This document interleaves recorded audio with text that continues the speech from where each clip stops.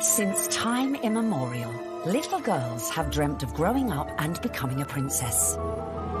But one girl who actually grew up to be one was Meghan Markle, when on May the 19th, 2018, Hollywood met royalty to give us the wedding of the century. The most glamorous we'd ever seen, watched by over 60 million people across the globe. The wedding was phenomenal. It was a royal wedding, but it was on a completely different level. But what took an ordinary Californian girl, a divorcee, all the way to Kensington Palace and to becoming Mrs. Prince Harry? Tonight, we let Meghan Markle be our guide. Thank you so much. As step by step, we reveal how she found her prince. From her lucky birth into a world of celebrity... She was beautiful, and everyone would comment on how cute she was. ...to carving a path to fame. I think it well equips her for the intrusiveness that accompanies being a member of the royal family and being followed at every turn. Entering into royal circles... She's like an arm's throw away from Pippa Middleton. And then conquering the in-laws. She found herself a true fan in the Duke of Edinburgh. He was apparently hugely impressed with how well-read Meghan was. If you've ever fancied becoming a princess, then stay tuned. Because through Meghan's incredible journey, here is the definitive guide on how to bag a prince. In her dating years, Meghan was said to be an avid reader of 90s book, The Rules, a self-help dating guide read by millions worldwide. But the rules ain't got nothing on the Meghan Markle handbook. Beginning, of course, with step 1, be born into showbiz. To bag your Prince Charming, it always helps to start off in life with celebrity connections. And with Mum Doria and Dad Tom working in the entertainment industry, Meghan was all set. Meghan has a true showbiz upbringing. Her parents actually met on the set of General Hospital. Her dad was working on the lighting, her mom was temping there. It was the late 70s when my parents met. My dad was a lighting director for a soap opera, and my mom was a temp at the studio. I like to think he was drawn to her sweet eyes and her afro, plus their shared love of antiques. Whatever it was, they married and had me. They moved into a house in the Valley in LA, to a neighborhood that was leafy and affordable. Nice, huh? You like these ponytails? Unsurprisingly, young Meghan soon caught the acting bug and would often visit her dad on the set of long-running TV sitcom Married with Children. Set occasionally, she would have met famous actors and actresses probably from a young age, and understood that they were just people, and understood that there is a work that goes on behind the camera, because that's what her dad did. So she would have seen the reality of what it means to be famous from a very early age. Married with Children was, at the time, considered so risque, it was even boycotted by some viewers. So I grew up on the set of Married with Children every day after school for 10 years. I was there. Wow. I know. It's a very perverse place for a little girl who went to Catholic school, no less, to grow up. There were a lot of times my dad would say, "Meg, why don't you go and help with the craft services room over there? This is just a little off-color for your eyes." I wasn't allowed to watch it at home. I could watch the end credits, so I could give the screen a kiss when I saw my dad's name go by. I mean, they seemed very close as father-daughter, and I mean, she was a striking child. She was beautiful, and everyone would comment on how cute she was. But beyond that, and more important than that, was the fact she was just a very nice little girl and very respectful, and just really a sweet kid to be around. I think one of the things that Meghan possesses, which is so ideal for her current role, is a comfortableness, a level of ease in front of a camera. And part of that would have been because she was raised to see the other side of a camera. Like her future hubby, Meghan's parents divorced when she was little, and from age 6, she lived with her mother. But even if she didn't know it yet, with her immersion into the world of showbiz, little Meghan's journey to find her Prince Charming had already begun. As developing a social conscience from a very early age is step number 2. We all know royals love a good charity fundraiser and supporting important causes. So to increase your chances of royal romance, get involved with a good cause from an early age. Although Meghan's parents were divorced, together they instilled in her a sense of social justice. My mom and dad came from little, so they made a choice to give a lot. Since time immemorial, little girls have dreamt of growing up and becoming a princess. But one girl who actually grew up to be one was Meghan Markle, when on May the 19th, 2018, Hollywood met royalty to give us the wedding of the century. The most glamorous we'd ever seen, watched by over 60 million people across the globe. The wedding was phenomenal. It was a royal wedding, but it was on a completely different level. But what took an ordinary Californian girl, a divorcee, all the way to Kensington Palace and to becoming Mrs. Prince Harry? Tonight, we let Meghan Markle be our guide. Thank you so much.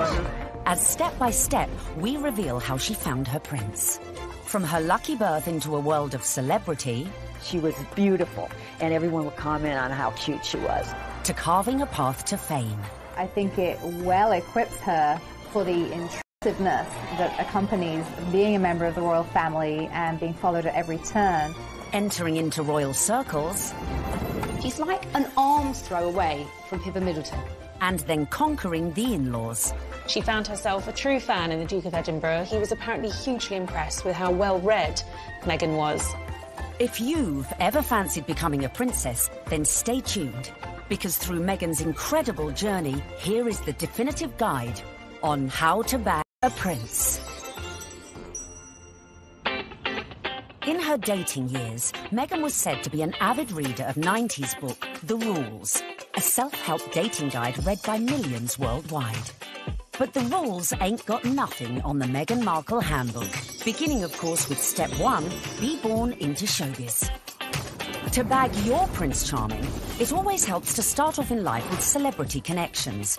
And with Mum Doria and Dad Tom working in the entertainment industry, Meghan was all set. Meghan has a true showbiz upbringing. Her parents actually met on the set of General Hospital. Her dad was working on the lighting, her mom was temping there.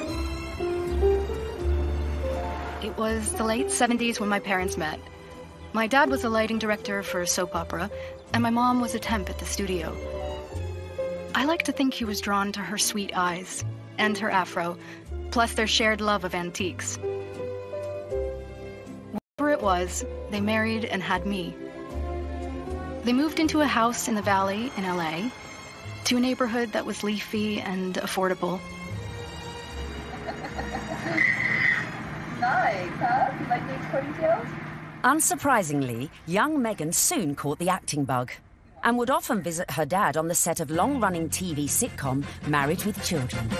Set. Occasionally, she would have met famous actors and actresses, probably from a young age, and understood that they were just people, and understood that there is a work that goes on behind the camera, because that's what her dad did. So she would have seen the reality of what it means to be famous from a very early age. Married with Children was, at the time, considered so risque, it was even boycotted by some viewers. So I grew up on the set of Married with Children every day after school for 10 years. I was there. Wow. I know. It's a very perverse place for a little girl who went to Catholic school, no less, to grow up. There were a lot of times my dad would say, "Meg, why don't you go and help with the craft services room over there? This is just a little off-color for your eyes." I wasn't allowed to watch it at home. I could watch the end credits, so I could give the screen a kiss when I saw my dad's name go by. I mean, they seemed very close as father-daughter, and I mean, she was a striking child. She was beautiful, and everyone would comment on how cute she was. But beyond that, and more important than that, was the fact she was just a very nice little girl and very respectful, and just really a sweet kid to be around. I think one of the things that Meghan possesses, which is so ideal for her current role, is a comfortableness, a level of ease in front of a camera. And part of that would have been because she was raised to see the other side of a camera. Like her future hubby, Meghan's parents divorced when she was little, and from age 6, she lived with her mother. But even if she didn't know it yet, with her immersion into the world of showbiz, little Meghan's journey to find her Prince Charming had already begun. as developing a social conscience from a very early age is step number 2. We all know royals love a good charity fundraiser and supporting important causes. So, to increase your chances of royal romance, get involved with a good cause from an early age. Although Meghan's parents were divorced, together they instilled in her a sense of social justice. My mom and dad came from little, so they made a choice to give a lot. Buying turkeys for homeless shelters at Thanksgiving, delivering meals to patients in hospice care, donating any spare change in their pockets to those asking for it. This is what I grew up seeing, so that is what I grew up being. A young adult with a social consciousness to do what I could and to, at the very least, speak up when I knew something was wrong. While still at school, unbeknownst to her, young Meghan was already learning one of the key attributes to being a princess, helping those less fortunate. She volunteered. After class, Meghan approached me and she said, "Tell me more about serving on Skid Row." I suggested that she visit the place where I volunteered because I knew that she would be physically safe there. And she not only volunteered there a few times, but she continued to volunteer at the soup kitchen throughout her time at Immaculate Heart, which was through her senior year. Meghan always took it a step further, not just distributing food, but learning people's names, learning their stories, because that's where I think her compassion comes from, her connection with people. I think it's very important to know that her heart is in everything she does. I got this letter from one of the students who was in her group. This student was very shy, she was very unsure of herself, she was kind of a bit of a loner, and Meghan wrote her the most wonderful, loving note, even though Meghan was not her close friend at all. So I just like to read it, because this gives you a sense of, this is the real Meghan. So it goes, "Dear Michelle, you are so strong and so wonderful. Your courage in strength in times of hardships is as admirable as your optimism and friendly nature. I am so lucky to have you in my group and to be able to lead you on this adventure. Never stop sharing your beautiful spirit and always remember how special you are. I am here if you ever need me. I love you, Meghan." Meghan was already starting to make changes, but coming up, we see how her voice reached all the way to the White House. It just wasn't right, and something needed to be done. And then, in our step-by-step guide to bagging a prince, we reveal how getting to Hollywood... Any actress in America needs a huge breakthrough, and Suits was that show. ...helped prepare her for her future role. I think it well equips her for the intrusiveness that accompanies being a member of the royal family.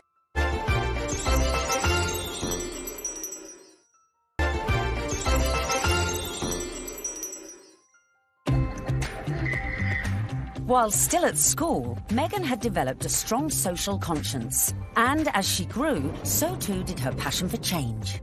Please welcome Meghan Markle. Which in 1993 took her all the way to the White House.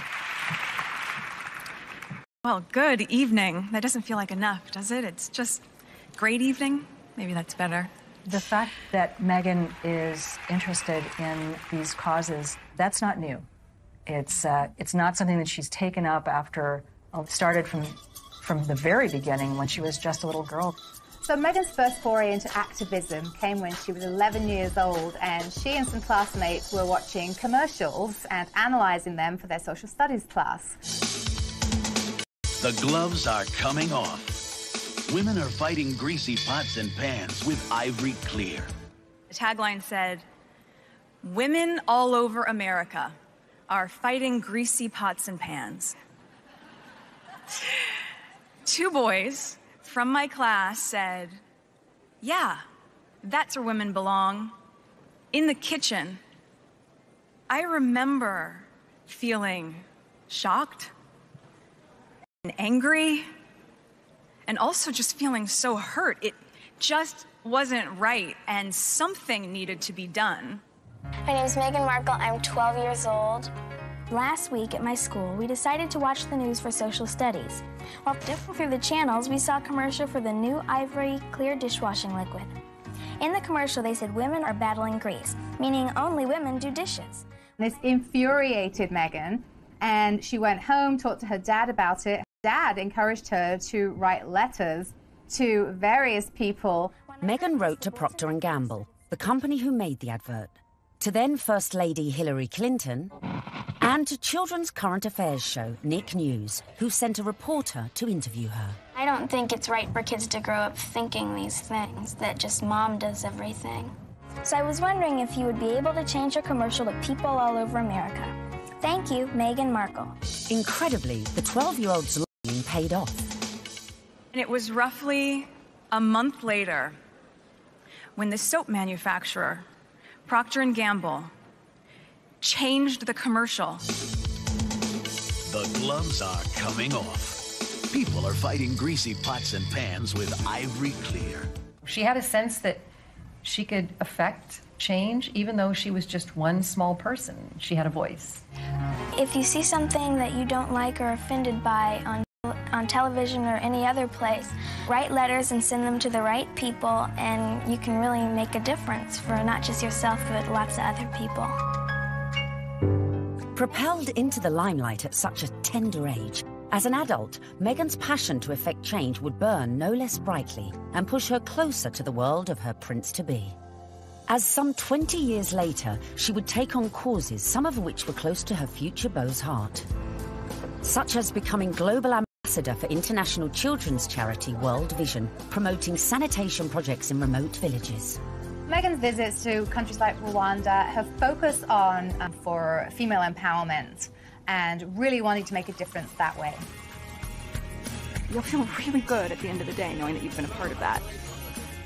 I gotta get these kids home. I'm gonna go take a picture with them. We all know that charity is a huge, huge thing for Prince Harry.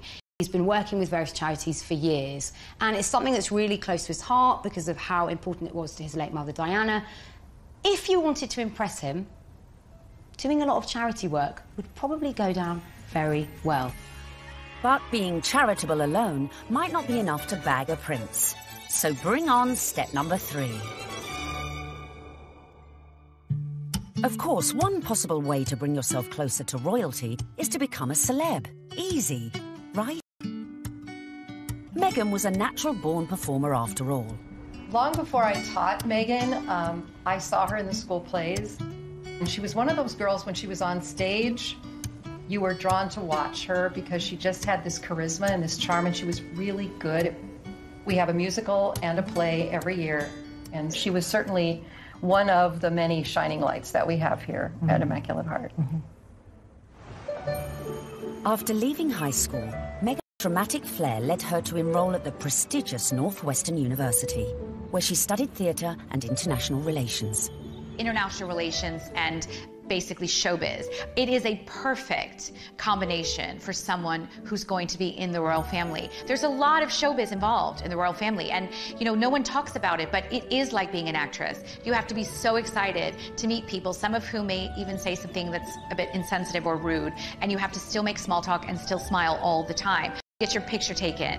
Meghan's preparation really couldn't have been better for this role.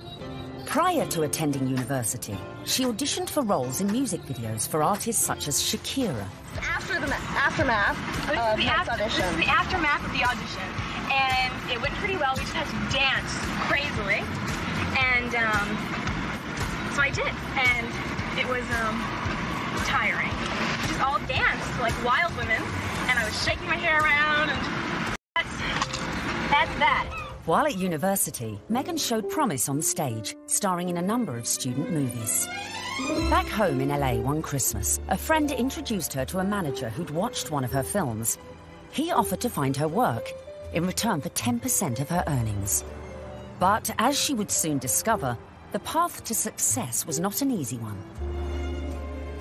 A young actor, actress trying to break into the business, it is not easy.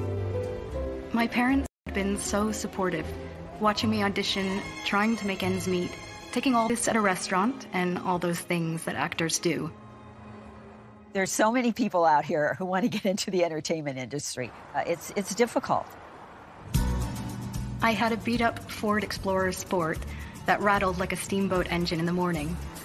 It was burning out. I had started to give up. It was tired and running on empty, going from audition to audition, just as I was. I mean, you really have to be very self-promoting, and you have to be willing to, knock on doors and be very motivated and have good self-esteem, because you could get eaten alive out here. But Meghan remained determined to make it in Hollywood, despite the challenges along the way. I would drive to auditions and park at the back of the parking lot, far from the eyes of anyone who could see me unlocking the trunk and crawling into my car through its only feasible entry point. I would play it off, obviously, as though I was looking for something, reaching so deep for something that my car almost sucked me in to get it. Much like my experience in Hollywood, to be honest. Struggling, climbing hurdles, searching for something that I couldn't even see, and just reaching for it. By now, in her mid-20s, all Meghan had to show for her efforts were bit parts in TV soap operas, dramas, and an occasional movie. Fame was a distant dream. In 2006, she landed a job as a suitcase girl on the US version of quiz show Deal or No Deal, filming up to 7 shows a day. Meghan, open the case.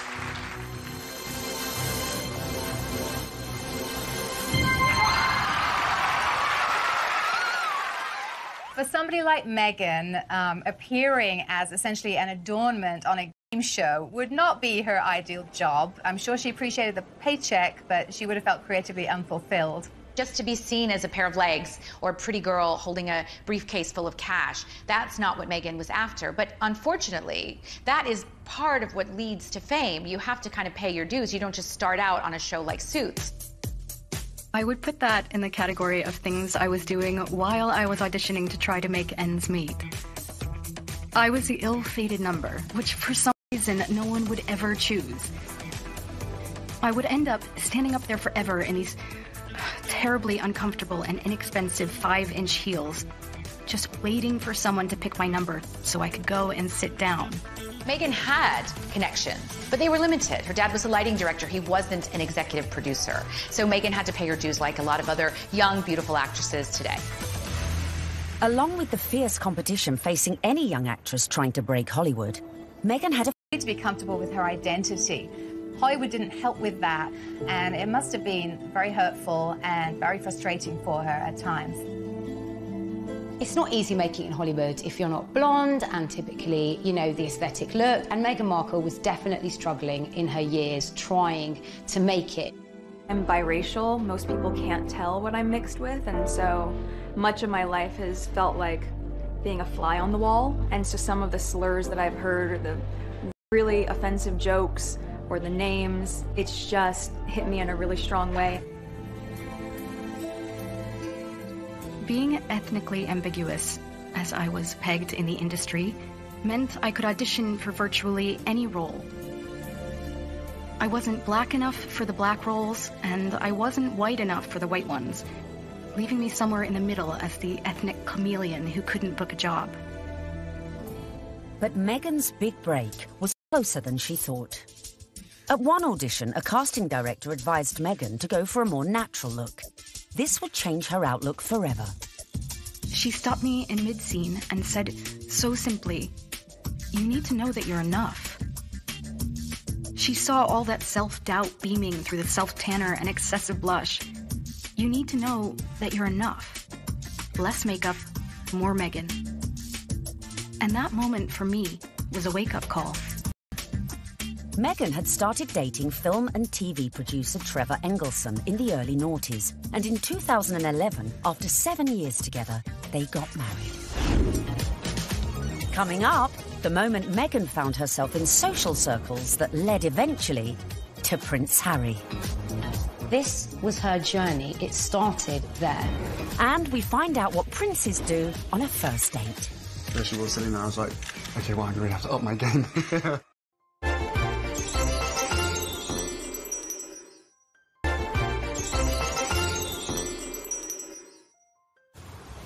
Bagging a major TV role isn't easy, but luckily for Meghan, her breakthrough was just around the corner.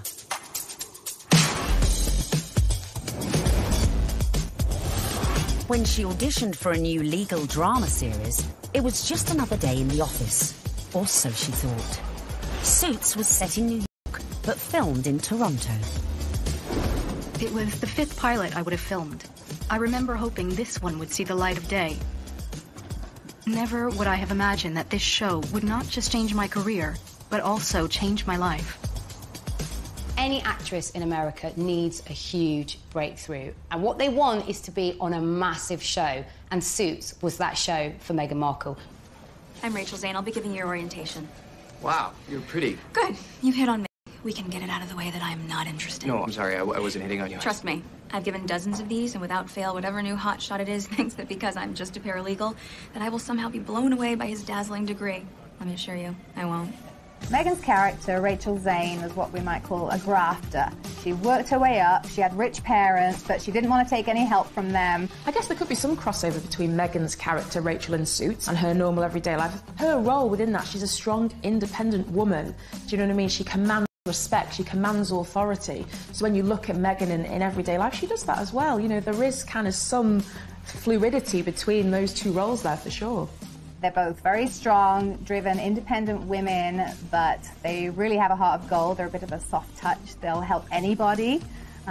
We know this of Meghan, and I think as the show went along, Meghan was able to incorporate more of herself into the character. The flip-flop culture is part of just who I am. I love my cutoffs and flip-flops and being as relaxed as can be, which is why it's so fun to dress up and play Rachel.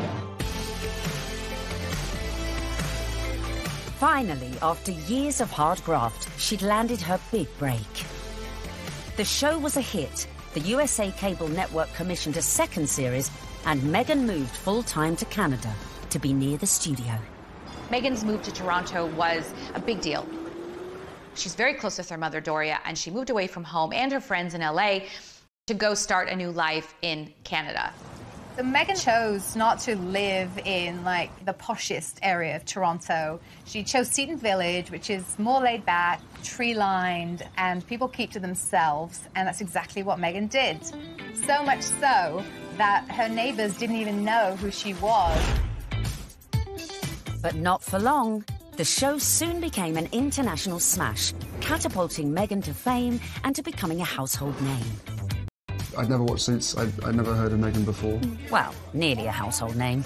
He had to say that. She was so sexy in it. He couldn't say, like, I've actually seen her, like, passionately kissing loads of guys. And I was like, yeah, I want to marry that. When she landed the role in Suits, Meghan became a legitimate, bona fide celebrity. This was the first time that, you know, she would have had her name called out on a red carpet. This was the first time she would have been tapped. So this was a big adjustment for her, and it all happened away from home. But being away from home wasn't without problems in her personal life, with husband Trevor. They were together for 7 years, married for 2. The problem with the marriage was the distance. And no sooner were they married than she got the gig on Suits, and she was in Toronto and he was in LA, and the relationship just didn't last. Meghan may have been unlucky in love. Before filming season 4 of Suits, Meghan complained to the program makers.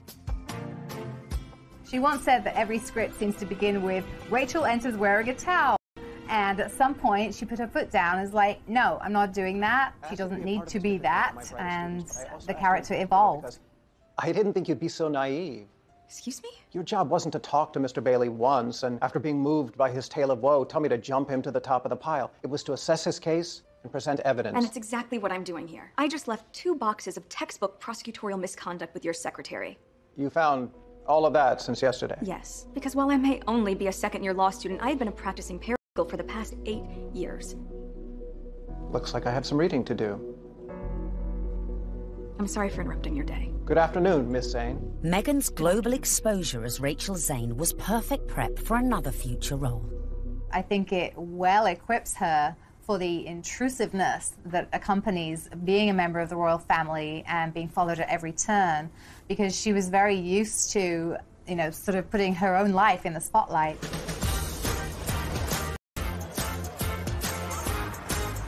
So, having been working hard on Suits and needing a well-earned break, Meghan decided to have a summer holiday in London.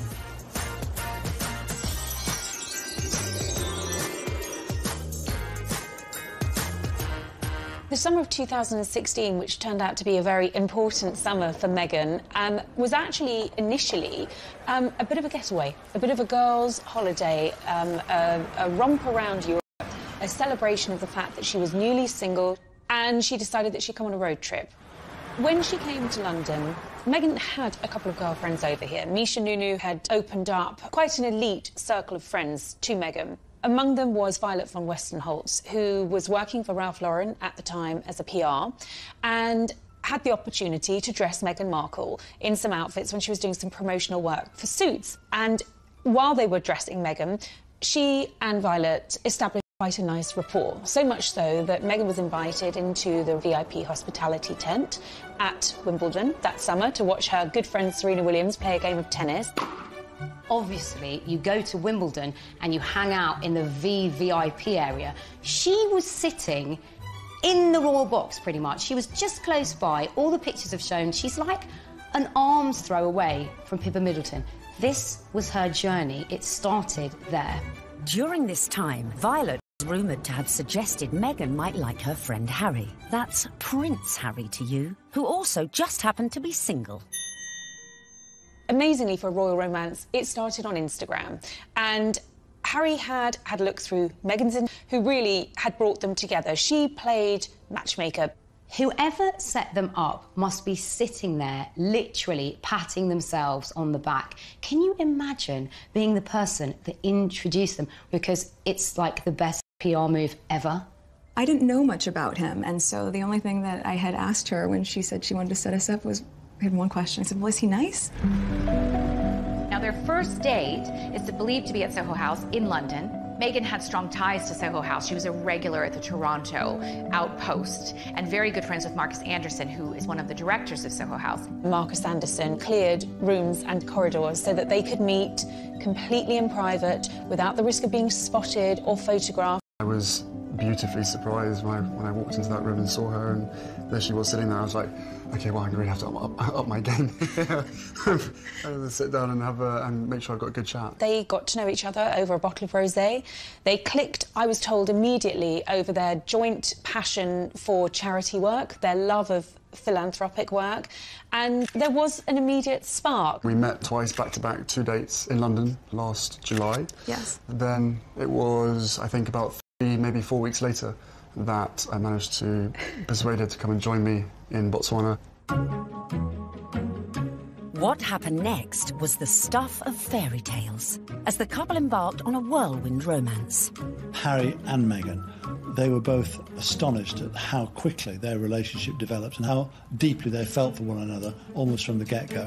I think perhaps a sign that things had gotten off to a good start and were actually really accelerating rather quickly in terms of a romance was when Meghan started referring to Harry as Has to her friends, and he was affectionately calling her Meg to his. Though originally worlds apart, they had much in common after all, both with divorced parents, both famous, and sharing an interest in the developing world.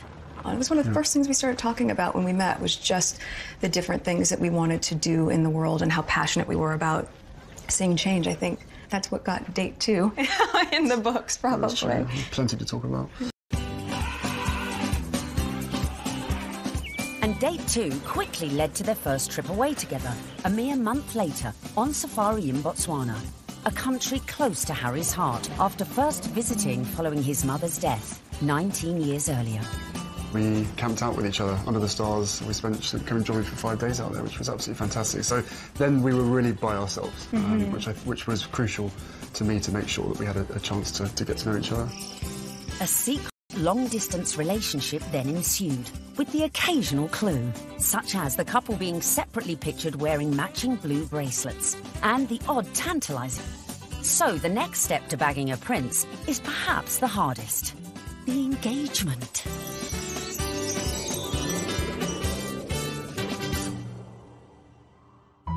So Has and Meg were love's young dream, but there was one little problem. Of course, they had the issue of living separate countries. Harry based in London, living at Kensington Palace, and Meghan being in Toronto where she was filming Suits. So from the early stages, they knew that this relationship, if it was going to take off, was going to have its challenges.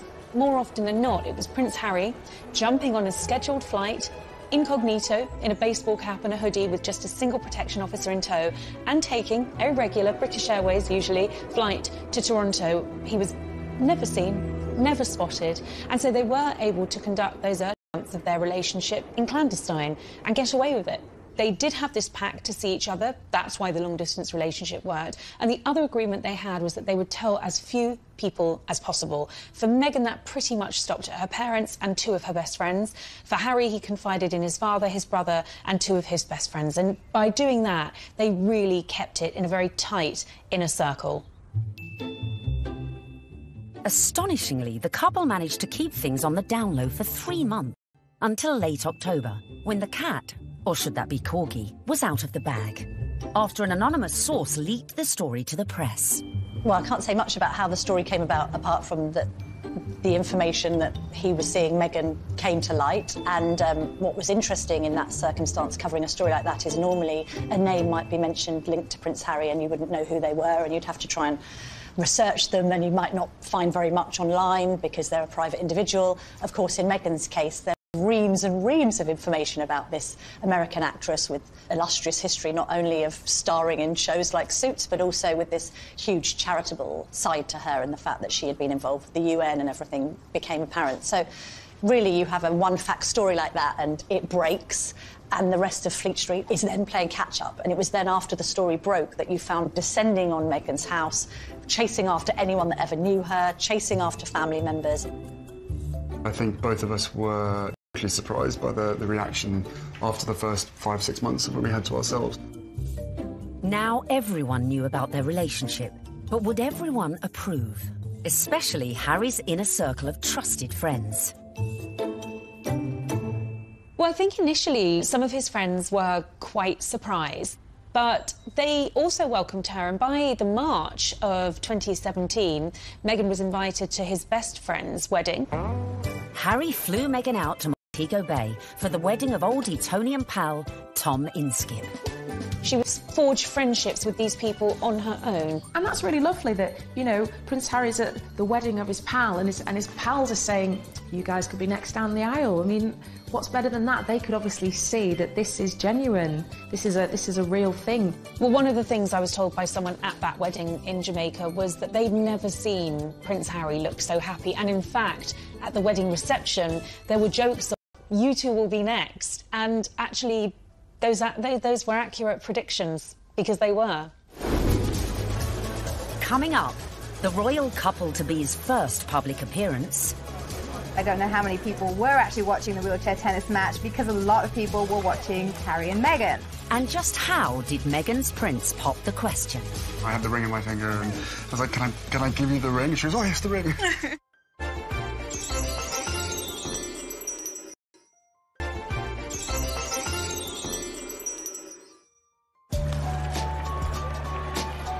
In September 2017, Meghan and Harry made their first public appearance together at the 3rd Invictus Games in Toronto.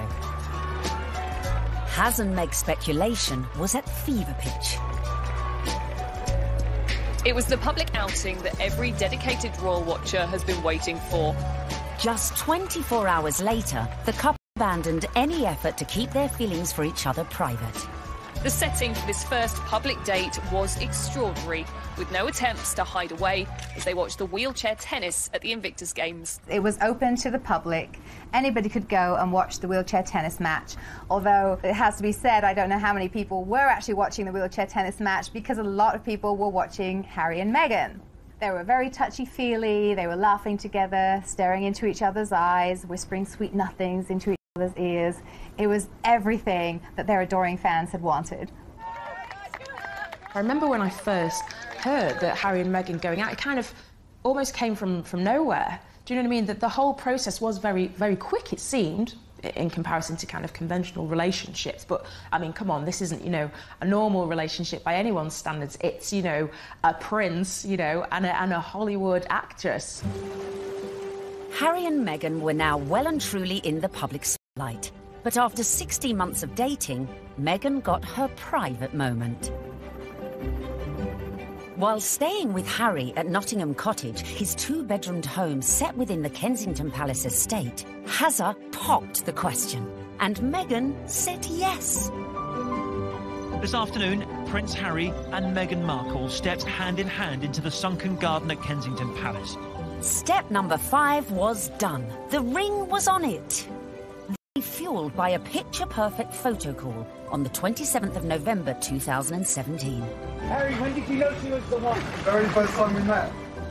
What struck me most on the engagement day was how calm, considered, sophisticated Meghan was. I'm so happy. Unlike other royal fiancés before her, Meghan had her Hollywood training to give her all the poise she needed and was quite at home in front of the cameras. You guys, thank you so much. I was reminded of the days when Prince Charles and Princess Diana came out on their engagement day and how awkward and inarticulate it all was. And I suppose in love. Of course. Whatever in love means. It didn't have the right feel to it. And even when Catherine and William became engaged, Catherine seemed very, very nervous. No, it's very important to me, and, I hope, be able to have a happy family ourselves. Straight here, please! Not so Meghan. She was the one who seemed the least nervous of the lot. I think it's absolutely clear from their closeness, from their body chemistry, from the energy between them, that these two knew absolutely what it meant to be in love, and they were truly, madly, deeply in love. This engagement had the world's press queuing up to get the perfect front-page shot of their real-life American princess. And it came right at the end. The real picture is the one where they think they're out of view and they put their arms round each other's waist. Very unroyal and very lovely. And it would seem the look Meg chose for this all-important announcement came from one of our very own royal watchers. There's a really funny story about me wearing a particular coat, a particular pair of shoes and a dress and visiting Buckingham Palace, where I met Prince Harry and Prince William. About 3 weeks later, the biggest story of the year, Prince Harry announces that he's marrying Meghan Markle, and she happens to be wearing exactly the same outfit as me. So, one of two things happened. Either Prince Harry saw what I was wearing and thought, I definitely want my bride-to-be to look just as good as this girl, as if. Or Meghan Markle was somewhere on the grounds and really rated my outfit. Then came the pitch-perfect press call, where an uber-relaxed Meghan discussed the couple's courtship. The one thing that fascinates me about this is the fact that she is a product of Hollywood, product of television, product of entertainment, and therefore there's a sort of ease in communication and there is an inbuilt knowledge of what the media are trying to get at. It was definitely a setup. It was a blind date. It's there for all to see. Because I'm from the States, you don't grow up with the same understanding of the royal family, and so while I now understand very clearly, there's a global interest there. She's different because she represents the global world we're in, the fascination we have in America, the fascination we have in celebrity, diversity, and she's a very strong woman. Just an amazing surprise. It was so sweet and natural and very romantic. I had actually been told by one of his friends that he had planned to pop the question in Botswana. For whatever reason, he didn't. It happened weeks later, while they were at home at Nottingham Cottage, roasting a chicken. Utter domestic simplicity and bliss, and incredibly romantic. He got on one knee. As a matter of fact, I could barely let you finish proposing. I said, can I say yes now? She didn't even let me finish. She said, can I say yes, can I say yes now? And then there was hugs, and I had the ring in my finger, and I was like, can I give you the ring? She goes, oh, yes, the ring.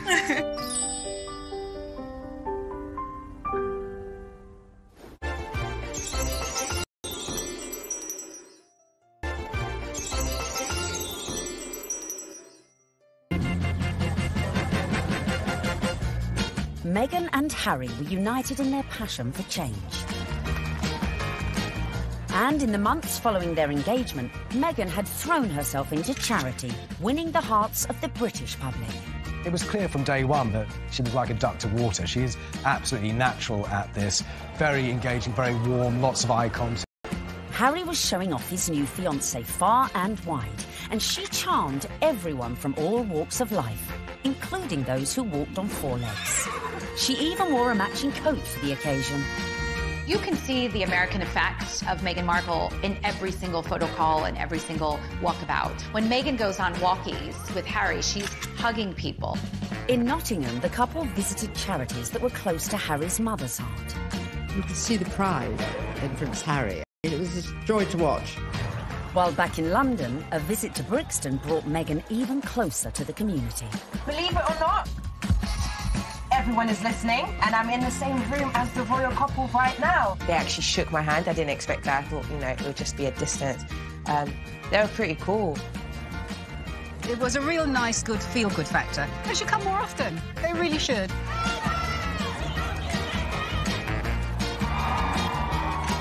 Slowly but surely, the British public was falling in love with our Meg. But would this be the case with the in-laws? The next step in Meghan's journey would be getting to know the firm.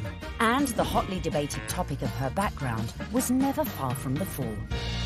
You be Harry, and I'm gonna be the, Queen Elizabeth, since I got this on, right? Grandmother, I met this beautiful woman, and she just happens to be mixed race.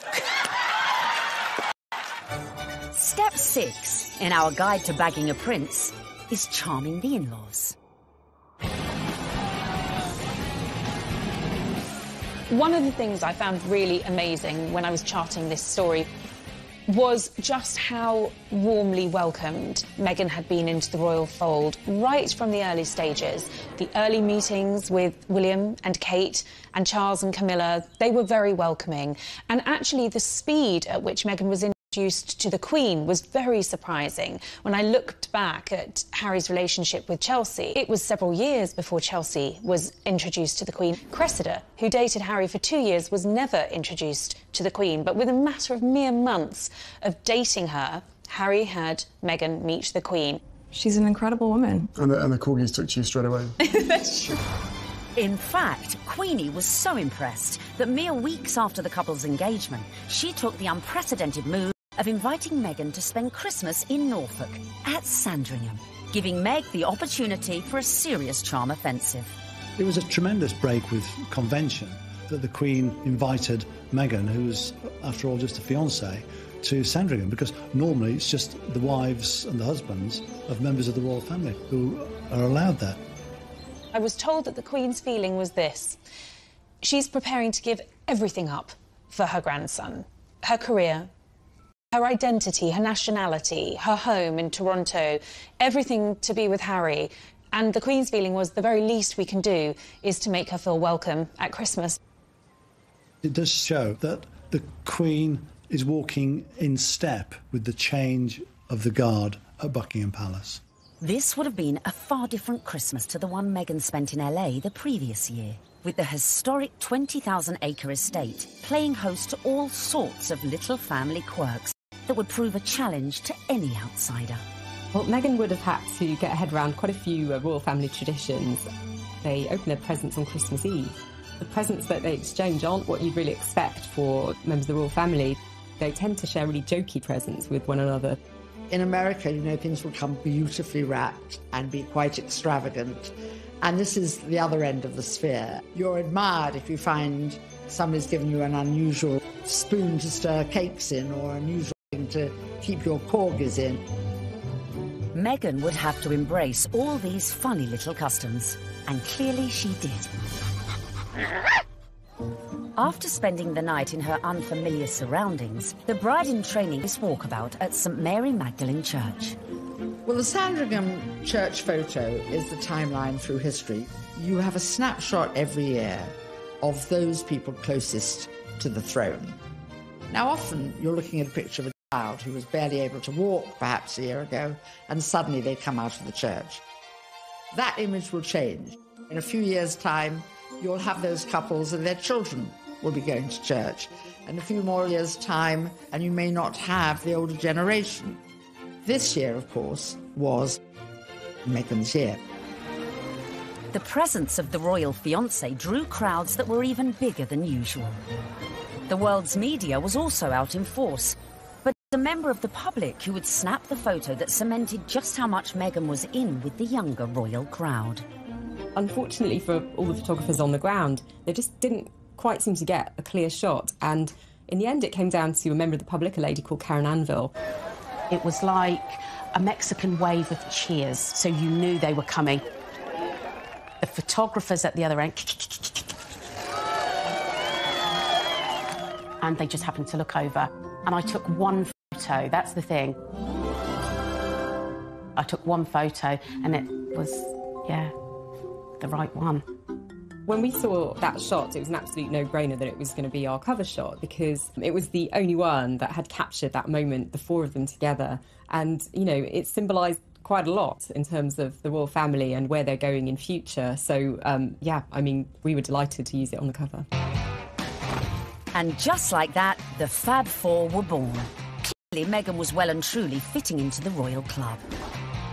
Just like the Queen, it seems the rest of the family were equally charmed by Harry's beau from across the pond. Another tick for Meghan. William was longing to meet her, and so was Catherine. And Catherine's been absolutely wonderful, amazing, as is William as well.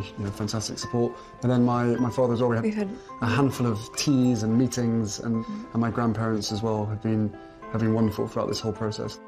She found herself a true fan in the Duke of Edinburgh, and he was apparently hugely impressed with how well-read Meghan was.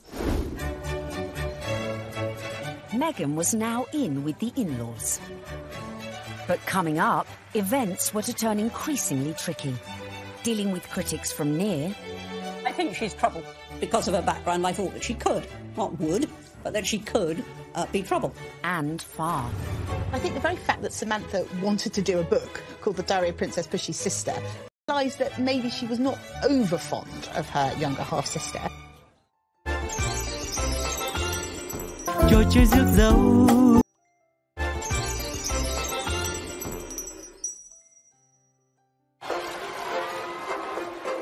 Meghan was proving popular with the in-laws, the friends, and was now conquering the British public. But what to do when you find out not everyone likes you? I don't know about this Meghan Markle. Yeah, she's too confident and self-assured. You see what I mean? This water feature's shit, isn't it? Yeah. Oh my God, I thought I was doing so well.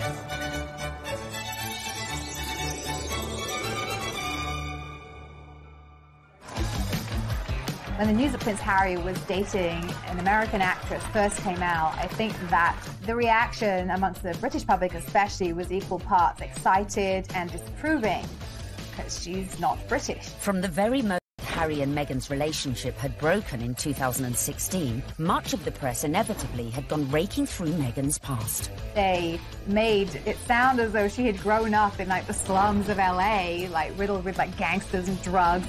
With some reports focusing on the breakup of her parents' marriage and her relationship with her half-siblings. Time is 7 minutes. Harry didn't help matters when he went on to guest edit BBC Radio 4's Today programme. It started well. Morning. Very good to see you. He got some of his mates on the show, like this guy. Okay. But do I need a British accent? But if you start using long pauses between the answers, you're probably going to get it's the face. Let me see the face. Oh, okay. But during the course of the programme, Harry answered one question about Meghan. It was your future wife's first Christmas with the in-laws. How was it? She really enjoyed it. The family loved having her there, and it's the family that I suppose she's never had. It's the family that I suppose she's never had. But Harry's comments did not go down. What Harry said on the Today programme about the family not being close or a normal family. Samantha tweeted that was really not the case, and she defended their family as a normal family, a close family, a loving family, and didn't understand what Harry was talking about. And that wasn't the last we'd hear of Samantha, who went on to threaten publication of a tell-all book called Diary of Princess Pushy's Sister. I think the very fact that Samantha wanted to do a book called The Diary of Princess Pushy's Sister implies that maybe she was not over fond of her younger half-sister and maybe is a little conflicted about Meghan's success. There's no bigger media vulture with this wedding than you, is there, Miss Markle? I mean, how you have the gall to come on here and talk about media vultures? You're doing a book called The Diary of Princess Pushy's Sister. You've been trashing it for 2 years, you little vulture. I've made it clear in several interviews that you can't judge a book by its cover. And similarly, you can't judge a book by its title. Samantha also criticised Meghan's charity work. If you are interested in helping those less fortunate than yourself, it really should begin at home. Could all this bad publicity derail the wedding? And just how should Meghan respond to this particularly barbed attack? The temptation must have been huge for Meghan to have responded to the critics, who were, of course, her family members. She kept dignified silence. I mean, you've got to feel for Meghan. What would you do if your family were being an absolute nightmare? It is seriously embarrassing. So she does what any of us would do. Hashtag ignore, ignore, ignore. But would Meghan be able to keep her composure in the face of her next critic? A certain ex-Tory MP, a die-hard royalist, who voiced her doubts about Meghan, not in private, but in the most public setting possible, the celebrity Big Brother house. OK, let's take a vote. I think she's trouble. How long do you think she's going to be? 5 years, 10 years, 20 years? Why do you think she's trouble, Anne? Background,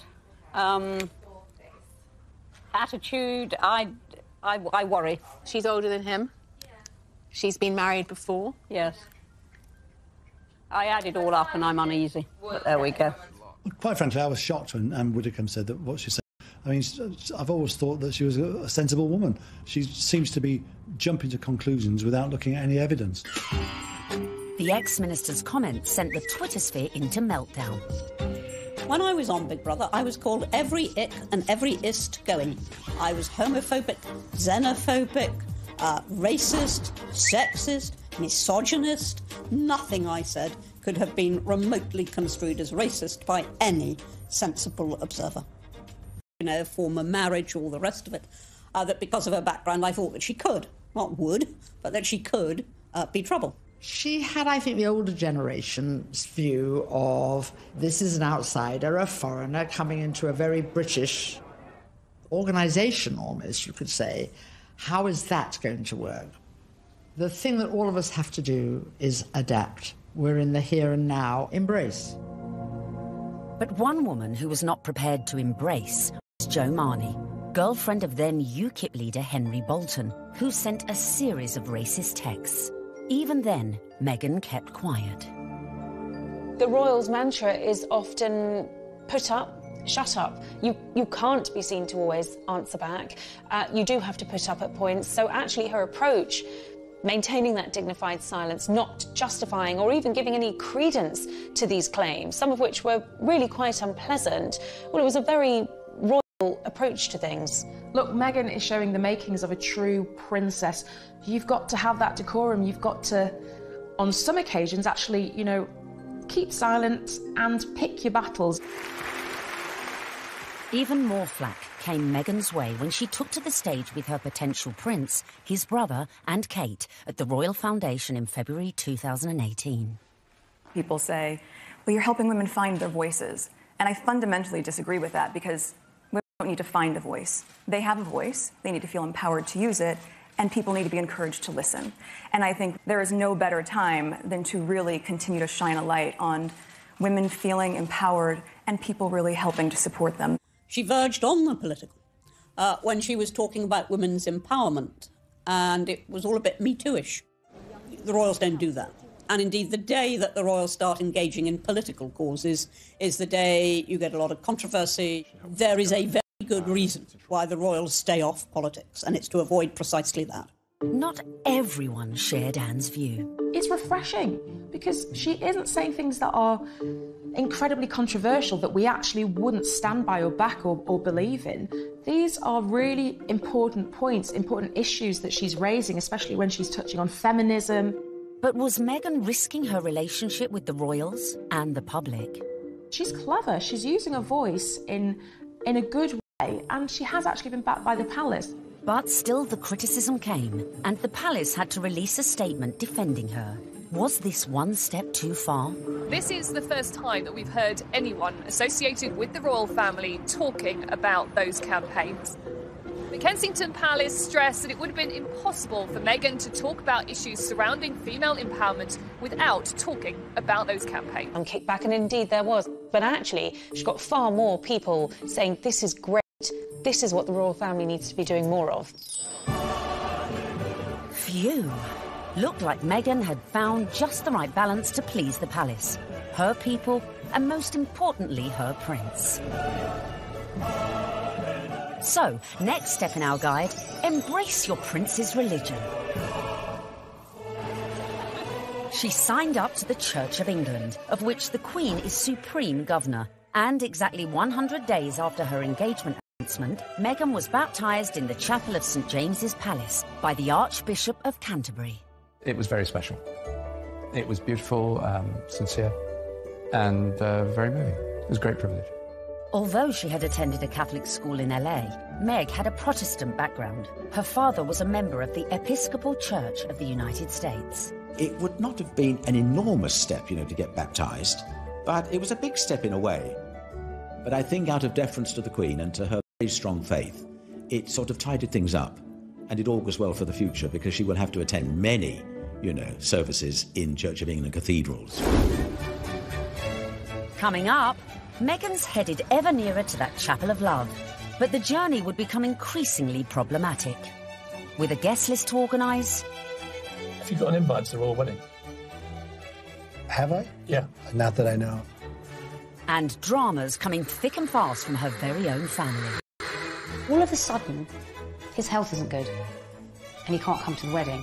Dun, dun, dun!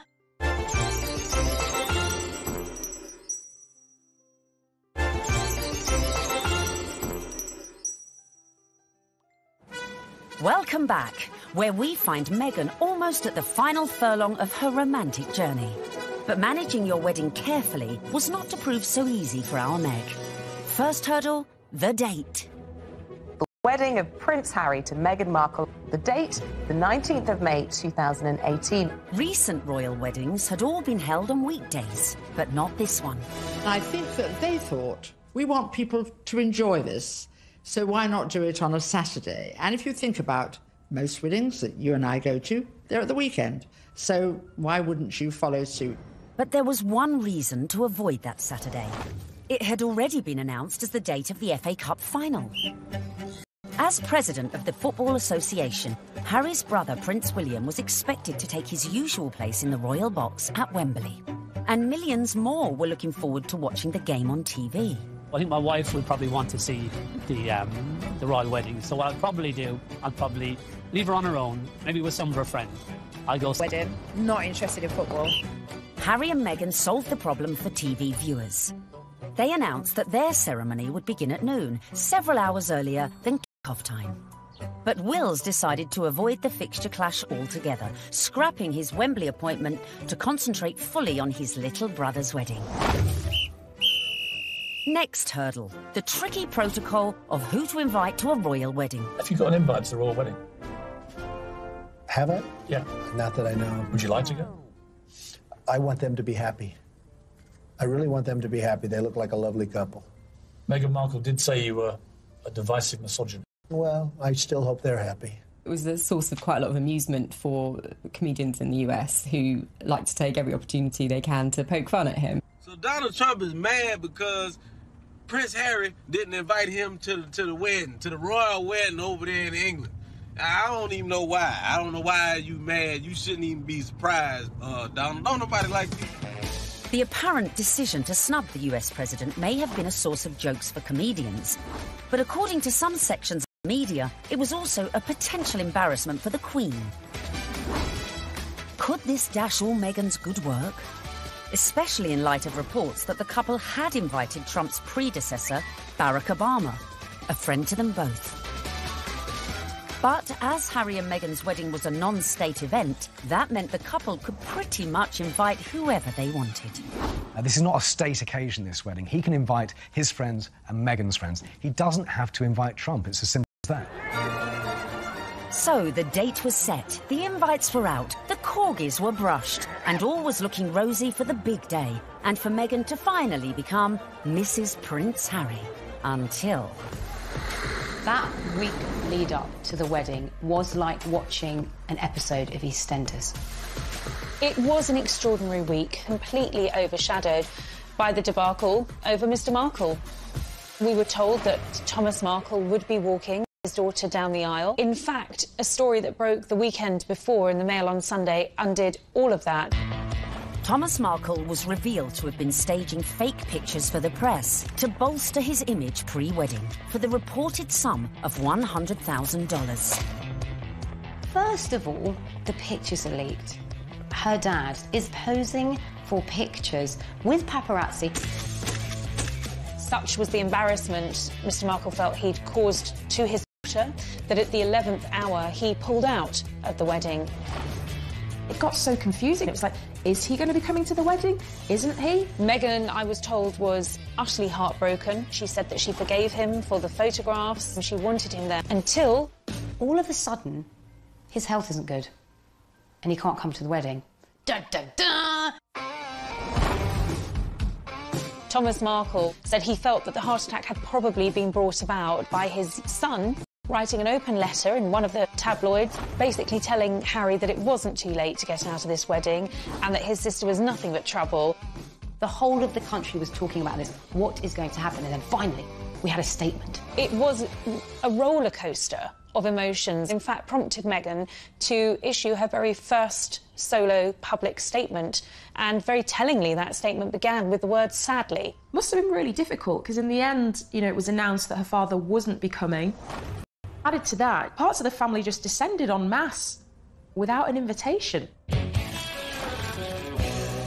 Former sister-in-law Tracy Dooley, that's ex-wife of the half-brother who just trashed Meghan in a letter, jetted into Heathrow with sons Tyler and Thomas, plus a shed load of baggage, in every sense. There's more likelihood that I would have got an invite. They turn up, got all the suitcases, you see them having their pictures taken in the airport, you're thinking, what is going on here? Because apparently they either think they're going to get a last-minute, you know, somebody cancelled, you can come to the wedding now, or they're just going to make money off the British media and do loads of interviews. It's all about the... Be a pretty exclusive event. Right. So, I mean, if they feel like they would like to invite us, we'd be honored, and if not, we're going to be cheering her on and totally supporting her no matter what. And then on top of all of this, Meghan has to find out that her nephew Tyler is growing cannabis and has even called his special batch Markle Sparkle.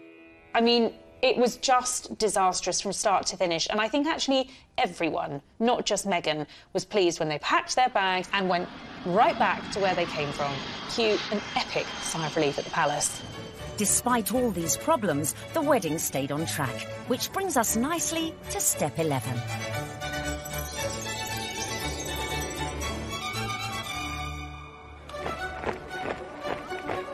Finally, on 19th of May 2018, less than 2 years after Harry and Meghan's very first date in Soho House, the day we'd all been waiting for.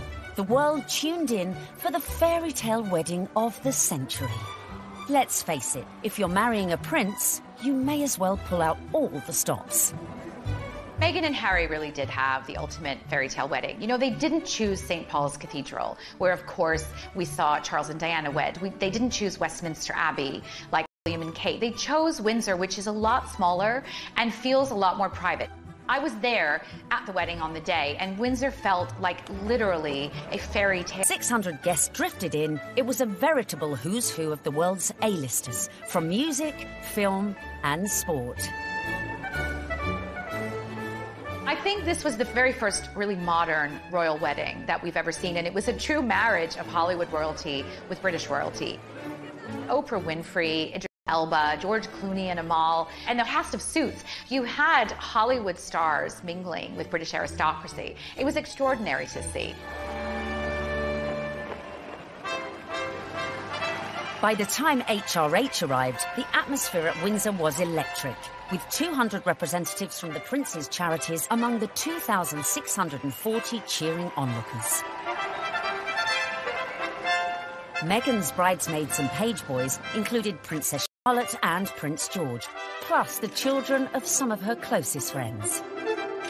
Sporting the uniform of the Blues and Royals, the regiment Harry served in the army, the groom arrived with a familiar-looking best man.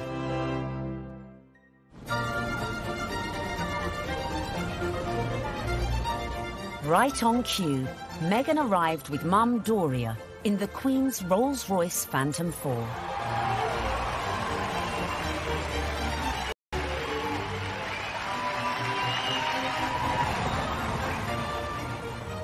The wedding was phenomenal. The wedding was amazing. I mean, we all wanted to see what she was wearing. And we weren't disappointed when Meghan stepped out in a Givenchy dress with a veil featuring flora and fauna from 53 Commonwealth countries. Topped off with her something borrowed from Queen Mary's diamond bandeau tiara.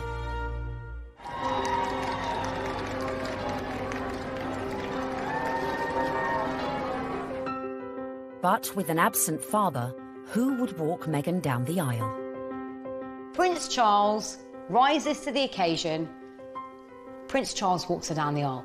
It's amazing. Hashtag the power of love. Hashtag love survives. When you saw it on the day, it felt like the right thing to do. It was a wonderful way of Charles saying, welcome to the family, and actually of Meghan showing the world just how close she already is to her father-in-law.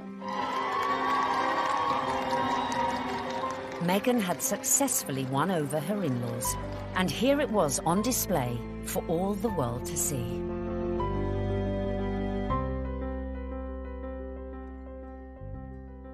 It was lovely. It was really lovely. It felt positive. And yeah, you couldn't help but smile watching it. Not only had Meghan married a prince, but she had ensured that their wedding would be one that the British public would never forget. And neither would the 60 million who tuned in from around the globe. No, I won't be afraid. It wasn't your typical royal wedding. We had been told by courtiers to expect some surprises, but I don't think anyone expected quite what we saw. Listening to that incredible gospel choir, which was a beautiful touch and a wonderful nod to Meghan's dual heritage. Stand by me. Stand by me. Inside, you've got the gospel choir, you know, raising the roof with the music. You've got the Reverend Michael Curry. I think without a doubt, Michael Curry was one of the stars, one of the unexpected stars of the day. I don't think anyone was expecting his sermon. I certainly don't think the royal family were expecting his sermon, because the look of surprise, and I might say bemusement and bewilderment on some of their faces seemed to suggest that they were quite taken aback. We must discover the power of love, the redemptive power of love. And when we do that, we will make of this old world a new world. He started speaking. Just had everybody on the edge of their seats, whether you were there or you were watching it on the television. The room felt alive. I don't think St George's Chapel has ever heard such an effusive address, or heard Martin Luther King quoted in that way. There's power in love. Don't underestimate it. Don't even over-sentimentalize it. There's power. Power in love. You know, there is power in love, and if we hadn't heard it once, it was drilled into us, so we knew that by the end of his sermon. Well, there's power. Power in love. Her family weren't there. It was just her mother. But her story, her African-American heritage, that was all beautifully reflected in the ceremony and in the day itself. All these things that are really very Meghan just made you realise how much more the world is coming together. It was poignant, powerful stuff. Meghan, I give you this ring. Meghan, I give you this ring. As a sign of our marriage. As a sign of our marriage. By the joining of hands and by the giving and receiving of rings. I therefore proclaim that they are husband and wife. She'd done it. She got the ring and she'd married her prince. Watching that wedding, you know, even if you're not a royalist and you're not a romantic, you really couldn't help but be taken in on any level. Is just so nice to see.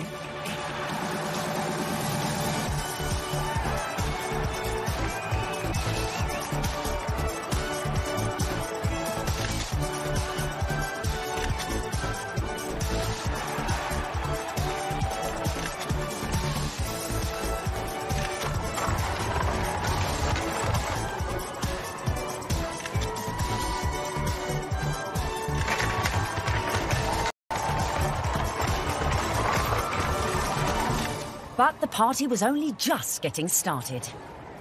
Serena Williams playing beer pong. I bet she aced it.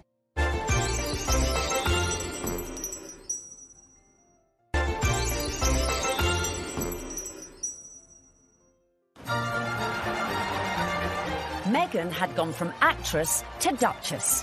And our penultimate tip, really for those who've gone and bagged their prince, is celebrate with the best ever party. Immediately after the wedding, the couple had all 600 guests back to St George's Hall for a wedding breakfast, which was hosted by Her Majesty the Queen. But the real golden ticket to that event was the private evening party, which was hosted at Frogmore that evening by Prince Charles.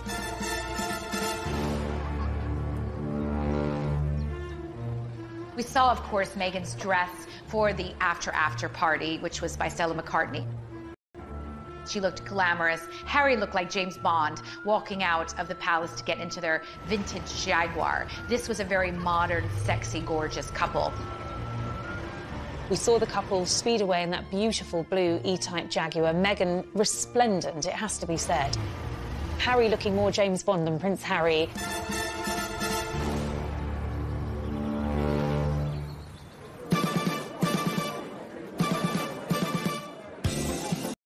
Anyone who was anyone was there, sipping on their When Harry Met Meghan ginger and rum cocktails. George and Amal, Serena Williams, James Corden, and Idris Elba, who turned DJ for the night and span a few tunes. I was put forward to DJ. I really wanted to DJ. I would have done the best wedding set in the world. It must have been incredible. Everyone's probably a bit more relaxed, you know, a bit more loose, getting on the cocktails, having a chill. Everyone just wanted to know the juicy details of this VVIP party. Were these huge Hollywood stars and celebrities doing the same kind of things we do when we've been drinking since about midday?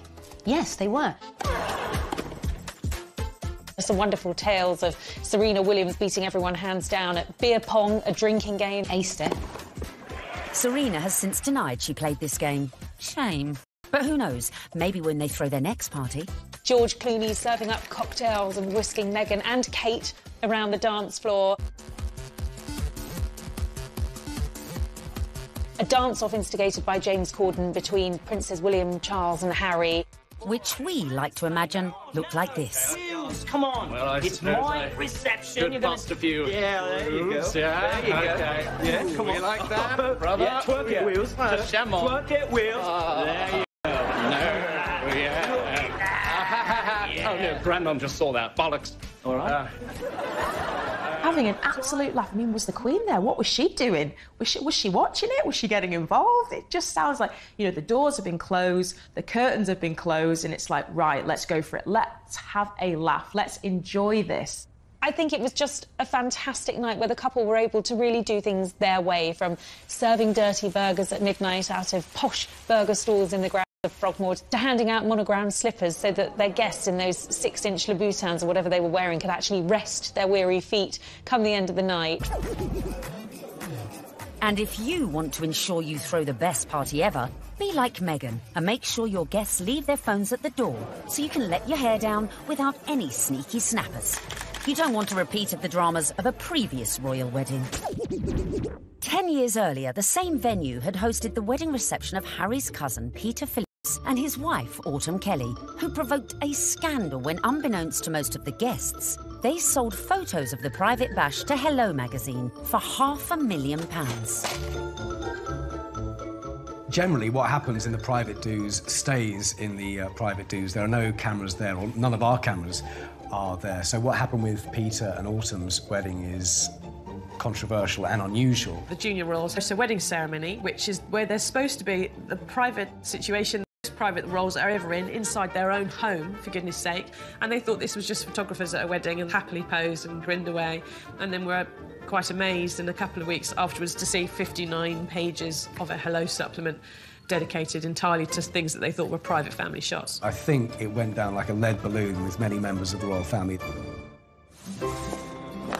Luckily, Harry and Meghan's wedding reception went off without a hitch, but with a bang. One of my favorite details about the whole thing is that Harry and Meghan snuck away at the after party. They went off to be together. And I think that speaks a lot about this couple. They are, above everything else, madly, genuinely in love with each other. Which leads us beautifully. What will we see next? I think we will see them both just dive into work. I think there's a feeling about the two of them that they don't want to hang around. They want to get involved with their charities. She seems to be a woman with a mission, and I don't think it'll be long before we hear exactly where she's going to focus her energy. But of course, this is a couple who also are desperate to start a family, and I think it won't be too long before we hear the patter of tiny royal feet. I think that's definitely high up on the agenda.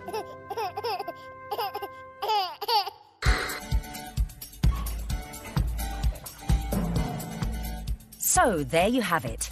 From being born into showbiz, to getting famous, to moving countries, making moves in royal circles, charming the in-laws, and staying silent in the face of criticism. Meghan Markle might not have set out to bag a prince, but follow her lead, and maybe you could do it too. It was the ultimate American dream, because hers was a bit of a rags to riches story, and her journey from the leafy suburbs of LA to Toronto to Kensington Palace to St George's Chapel has been a monumental, epic and frankly incredible story. It's so good to meet you. She's a modern woman.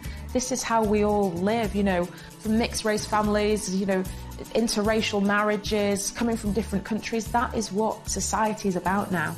The fact that she's unusual for the royal family, I think the fact that she comes from a different country, a different background, it's just a plus. She is very much a breath of fresh air. She's incredibly focused. She's incredibly driven. Women don't need to find a voice. They have a voice. They need to feel empowered to use it, and people need to be encouraged to listen. She's got the biggest platform, she's got huge ideas, and she is changing the game in a very cool way. And she makes Prince Harry happy, and so he now has that partner that he said he always wanted to share the load with. And in Meghan Markle, he found it. If this were a movie script, you would say that Meghan completes him.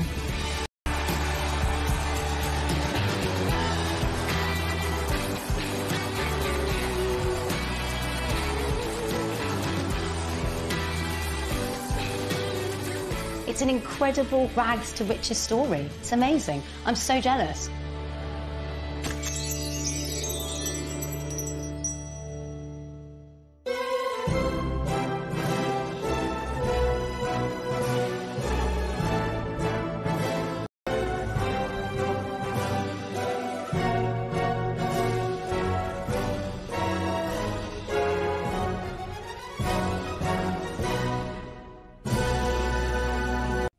Her current role is a comfortableness, a level of ease in front of a camera. And part of that would have been because she was raised to see the other side of a camera. Like her future hubby, Meghan's parents divorced when she was little, and from age 6 she lived with her mother. But even if she didn't know it yet, with her immersion into the world of showbiz, little Meghan's journey to find her Prince Charming had already begun. As developing a social conscience from a very early age is step number 2. We all know royals love a good charity fundraiser and supporting important causes. So to increase your chances of royal romance, get involved with a good cause from an early age. Although Meghan's parents were divorced, together they instilled in her a sense of social justice. My mom and dad came from little, so they made a choice to give a lot.